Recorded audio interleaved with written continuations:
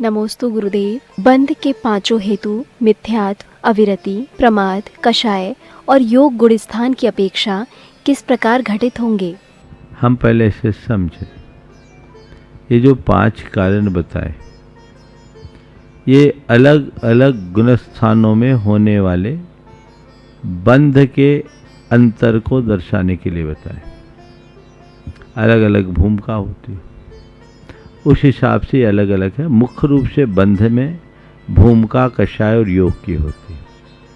मिथ्यात्व, अवृत्ति, प्रमाद, ये अलग अलग भूमिकाओं में होने वाले बंध के अंतर को दर्शाने का प्रयत्न है।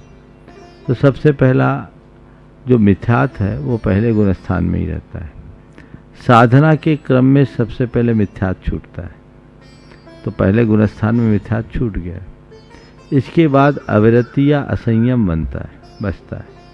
ये 2 प्रकार का होता है, एक अनंतानुबंधी जन और दूसरा अप्रत्याख्यान जन। तो पहले गुण स्थान के बाद दूसरे, तीसरे और चौथे, ये तीनों गुण स्थानों में अविरति जन कर्म का आश्रय होता है। समझ गए? वो अविरति जन कर्म का आश्रय, तो दूसरे से तीसरे में कम होगा और चौथे में भी अपनी भूमिका अनुरूप ही आश्रय होता है। फिर है प्रमाद। प्रमाद का सद्भाव 6ठे गुण स्थान तक होता है। 5वें गुण स्थान में अविरति भी नहीं, अविरति तो नहीं है पर विरति नहीं है, देश विरत है, इसलिए वहाँ का बंध या आश्रय अलग होता है। जब तक प्रमाद है यानी कुशल कार्यों में अनुत्साह, अनादर, ये 6ठे गुण स्थान तक होता है। तो तीसरे क्रम में प्रमाद छूटता है। प्रमाद के छूटने के बाद फिर कषाय और योग बचता है। तो 7वें गुण स्थान से लेकर 10वें गुण स्थान तक उत्तरोत्तर कषाय की हानि होती है, और कषाय की जैसी जैसी हानि होती जाती है, कर्म का आश्रय बंध वैसे वैसे घटता जाता है। 10वें गुण स्थान के अंत में कषाय भी खत्म हो जाती है, तो केवल योग बचता है, जो 11वें, 12वें, 13वें गुण स्थान में रहता है, और 14वें गुण स्थान में अयोग अवस्था, वहाँ कोई आश्रय नहीं। ये व्यवस्था लगानी चाहिए। नमोस्तु गुरुदेव। लोक व्यवहार में समाज के लोग अन्य दर्शनों के मंदिरों में जाते हैं, तो क्या सर्वधर्म संभाव की भावना से हमारे मंदिरों में भी मर्यादित रूप से अन्य दर्शनकारों को दर्शन करने की या धर्म के बारे में बताने की व्यवस्था बनाई जानी चाहिए या नहीं? कि हमारे जितने धर्मस्थल हैं वो हमारे धर्मोपासना के केंद्र हैं, और हर व्यक्ति अपनी अपनी श्रद्धा, आस्था या मान्यता के अनुरूप धर्माराधन करता है। तो हर व्यक्ति को जैसी श्रद्धा है उसी अनुरूप धर्माराधन करना चाहिए। जहाँ आपकी श्रद्धा ही नहीं तो आप वंदना किसकी करेंगे? बिना श्रद्धा की वंदना तो केवल लोकाचार है। तो धर्मस्थल श्रद्धालुओं के लिए है, और जिसकी श्रद्धा उसके लिए उसका उपयोग है। लोगों को उसी तरह उसका उपयोग करना चाहिए। रहा पारस्परिक समरसता का, तो ये सवाल है, हम किसी व्यक्ति को किसी धर्म के विशेष विषय में अगर जनाना चाहते हैं तो हमारे पास बहुत सारे माध्यम हैं। उस व्यक्ति को हम अपने सिद्धांतों का बोध कराएं, उन्हें बताएं कि हम अपने मंदिर में पूजा अर्चा करते तो किस तरह से करते हैं, हमारे भगवान अगर दिगंबर रूप में है तो क्यों है, हमारी पूजा की ये पद्धति है तो क्या है, हमारे धर्म के पीछे छिपी हुई फिलॉसफी क्या है, ये उन्हें बताएं।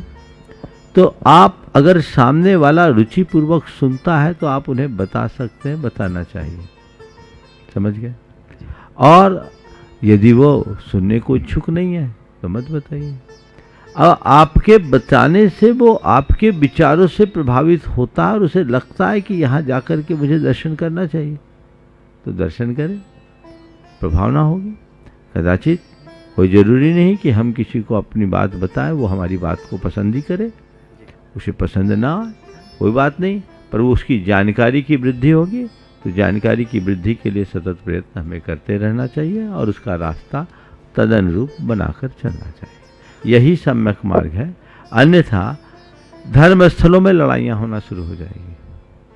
पूजा पाठ एक तरफ धरा रहेगा क्योंकि जो आपकी रीति रिवाज परंपरा आपके कस्टम से अपरिचित है, वो व्यक्ति आकर के आपके मंदिर में कुछ भी थोड़ा ऊंचा नीचा कर दिया तो श्रद्धालुओं का मन उद्वेलित होगा और उसे टोका टाकी किए बिना नहीं रहेगा, और उस टोका टाकी के चक्कर में हो सकता है कुछ गलत प्रसंग भी बन जाए।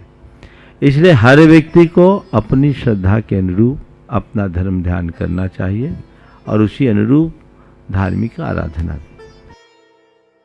नमोस्तु गुरुदेव, गुरु की महिमा हम शिष्यों के लिए कितनी महत्वपूर्ण है? देखिए, भारत में गुरु जैसे तत्व मिले हैं और ये केवल भारत में ही है। गुरु कोई सामान्य व्यक्ति नहीं होते।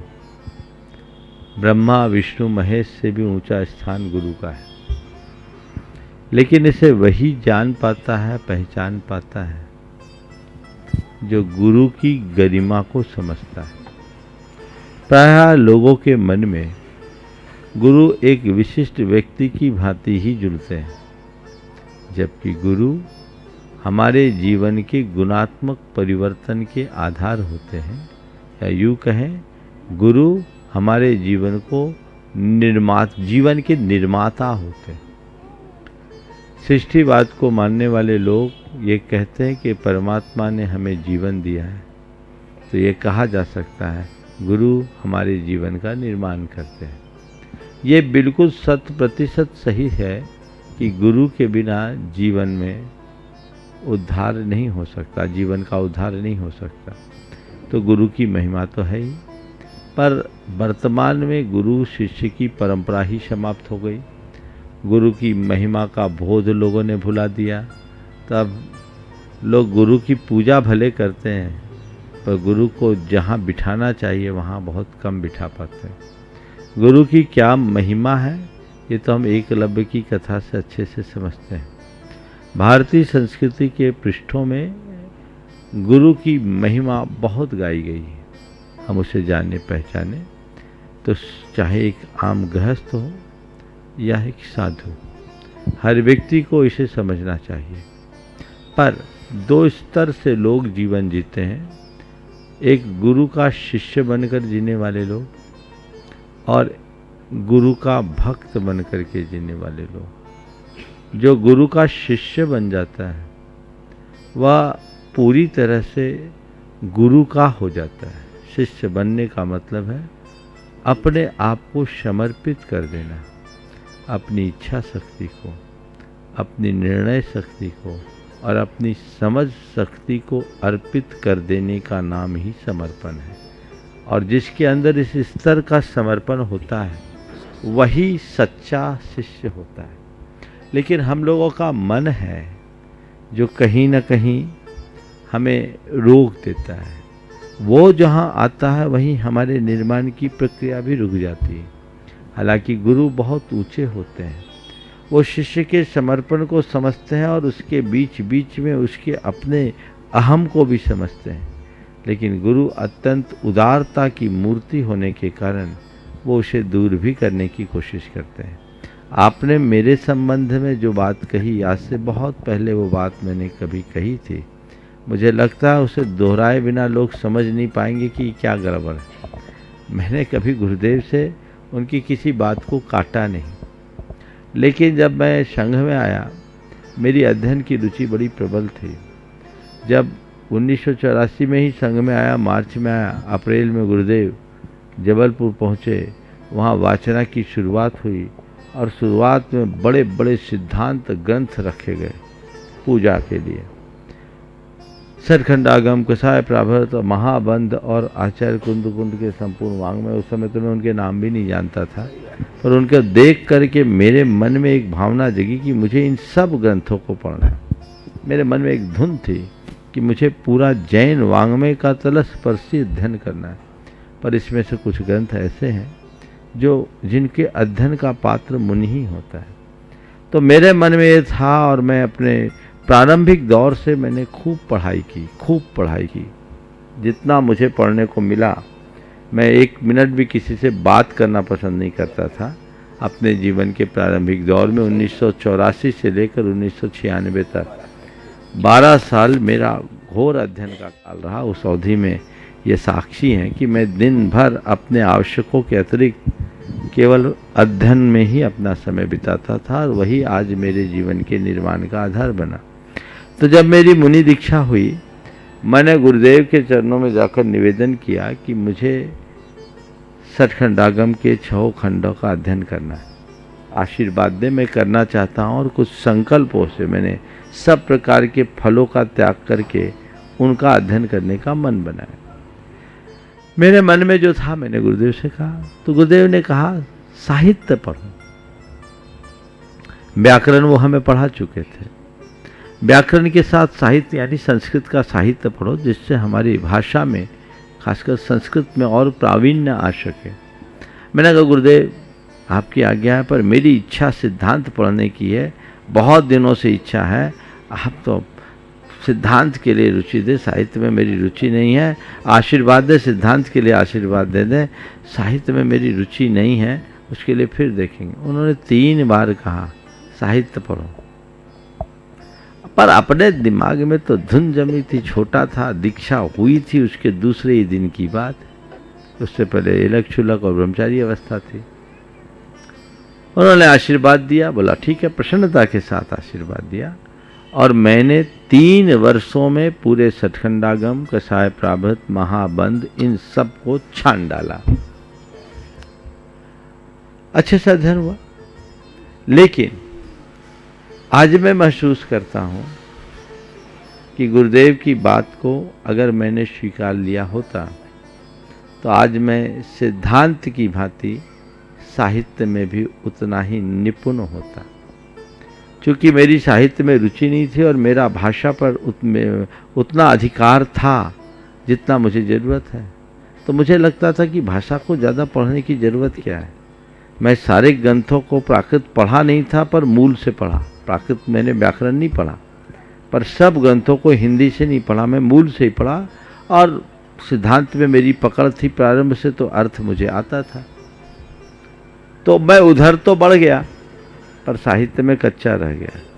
आज मैं संस्कृत बोल लेता हूँ, पढ़ भी लेता हूँ, व्याख्या भी कर लेता हूँ, पढ़ा भी देता हूँ। लेकिन मैं सोचता हूँ कि गुरुदेव की बात में मान लिया होता तो आज मैं साहित्य के क्षेत्र में भी उसी स्तर पर पहुँच सकता था जितने स्तर पर मैं सिद्धांत में हूँ। क्योंकि सिद्धांत के प्रति मेरी स्वाभाविक रुचि थी, तो वो तो मैं छोड़ ही नहीं सकता था। साहित्य की तरफ और झुकाव हो जाता तो आज मैं ये कह सकता था कि मैं एक मर्मज्ञ संस्कृतज्ञ बन सकता था। अभी मैं अपना काम पूरा कर लेता हूँ, मुझे कठिनाई नहीं होती, लेकिन जिसे तलस्पर्शी, जिसमें एकदम निपुणता कहते वो रह जाती। तो मैं अपने अनुभव से ये बात लोगों से कहता हूँ कि गुरु की बात कभी काटनी नहीं चाहिए, क्योंकि गुरु का अनुभव हमारे अनुभव से बहुत ऊपर होता है।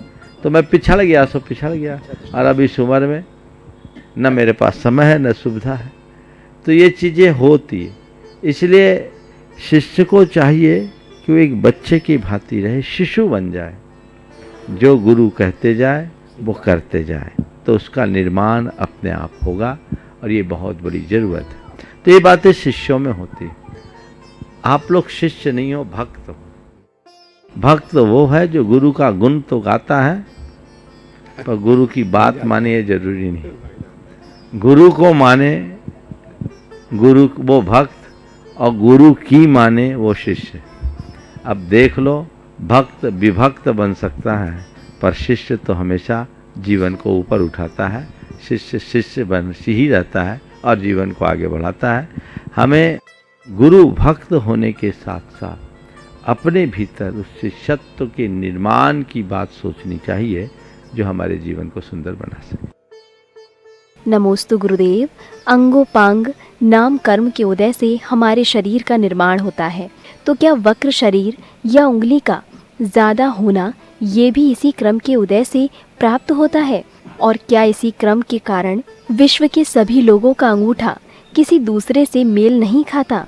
शरीर का निर्माण अंगोपांग नाम कर्म के उदय से नहीं, शरीर नाम कर्म के उदय से होता है।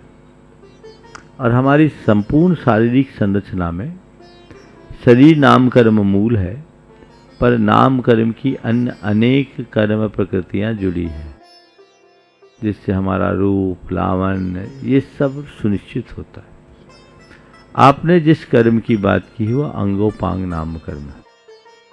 यह अंगोपांग नाम कर्म हमारे शरीर के अंग और उपांग की संरचना कर उसका स्वरूप निर्धारित करता है। समझ गए? इसके साथ एक निर्माण नाम कर्म है जो निर्माण की प्रक्रिया को पूरा करता है। फिर अंगोपांग नाम कर्म है जो अंग और उपांगों को व्यवस्थित रचता है। तो अंगोपांग नाम कर्म का उद्देश्य सभी को, हम आप सबको, जितने देहधारी लोग इस संसार में दिखते हैं, तो जैसे अंगोपांग नाम कर्म का उदय होता है हमारी शारीरिक संरचना वैसी हो जाती है। अगर उसमें गड़बड़ हो गया, हीनांग होंगे, अधिकांग होंगे, विकलांग होंगे, विद्रूप होंगे, अधिकांग होंगे, ये सब चीजें बनती। ये भी उसी का एक थोड़ा सा डिफेक्ट है। ठीक है।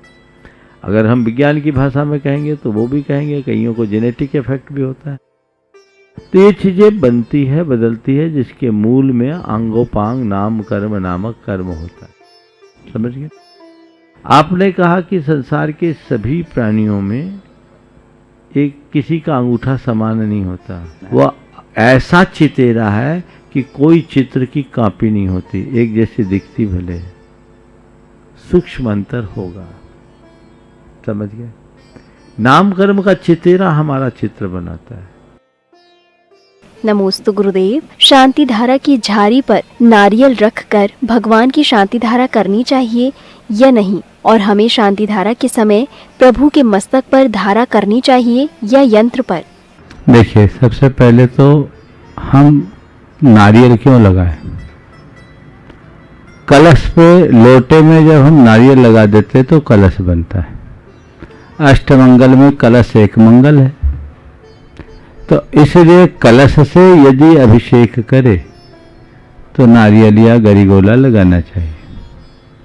झाड़ी में नारियल या गरीगोला लगाने का कोई औचित्य नहीं, क्योंकि अष्टमंगल में झाड़ी खुद में एक मंगल है। आप लोग जब उसमें नारियल लगा देते हैं तो न झाड़ी रह पाती न कलश, ये एक रूढ़ी है, इसलिए उसमें नहीं लगाना चाहिए। हाँ, शांति धारा करने के उपरांत भगवान को अर्घ चढ़ाओ, उसमें नारियल चढ़ा दो, गरीगोला चढ़ा दो, ये उत्तम विधि है।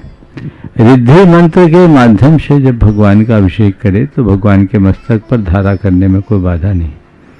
पर कुछ लोगों की मान्यता है कि कामना मंत्र कभी भी भगवान के सिर पर न छोड़े, इसलिए कामना मंत्र की बात आती है तो लोग वो धारा यंत्र पर करते हैं।